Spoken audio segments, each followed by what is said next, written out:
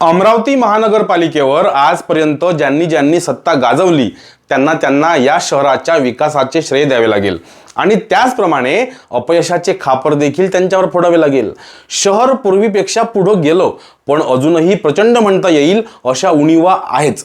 धर्म आणि धर्मनिरपेक्षता या गोष्टींचा नेहमी आधार घेत इथल्या पक्षांनी या शहराच्या मागासलेपणासाठी आपापले सोपे शत्रू निवडून ठेवलेले आहेत आणि त्याची री ओढून आज प्रत्येक भाषणात कुठे ना कुठे जनतेची दिशाभूल करताना हे नेते दिसत आहेत। खरं तर या शहराचे क्रेडिट वापरून अनेकांनी स्वतःचा अमाप फायदा करून घेतला।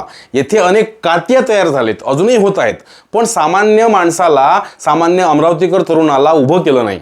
सामान्य माणूस म्हणजे केवळ रॅलीतील घोषणा द्यायला नाही तर तो रोजगार, शिक्षण, घर, उद्योग आणि सुरक्षित भविष्य यांसाठी झगडणारा योद्धा असतो। पण या मूलभूत प्रश्नांवर येथील तथाकथित नेत्यांनी कधीच काम केलं नाही। धर्म आणि वृथा अस्मिता ही त्यांच्या राजकारणाची ढाल ठरते आहे, पण सामान्य माणसाच्या आयुष्याला दिशा देणारा आराखडा त्यांना कधीच तयार करता आला नाही।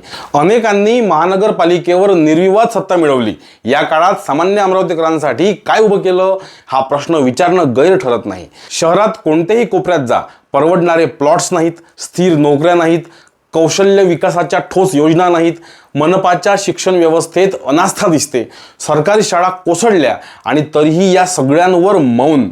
सत्ता असूनही सामान्य अमरावतीकरांसाठी ठोस असं काहीतरी न करणं हे केवळ अपयश नाही तर तो विश्वासघात आहे।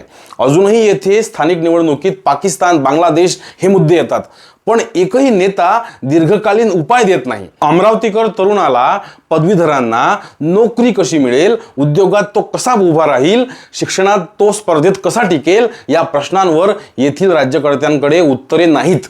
आमचे पदवीधर आमदार सुद्धा 5-6 वर्षांसाठी सुट्ट्यांवर गेलेत काय असा प्रश्न पडतो। निवडून आल्यानंतर त्यांनी एकदाही आम्हा तरुणांसोबत संवाद साधला नाही की येथे आले नाहीत। कुठे आहेत बिचारे देव जाणे।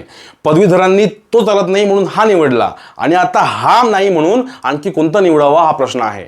असो, या निवडणुकीत आपण एखाद्या पक्षाचे आशिक आहोत म्हणून पक्षाने दिलेल्या गबाड्या उमेदवाराला मतदान देऊच नका। जो कार्यकुशल, धडपड्या, वैचारिक आणि भिडणारा असेल, मग तो कोणत्याही पक्षाचा उमेदवार असू देत, त्याला मतदान करा।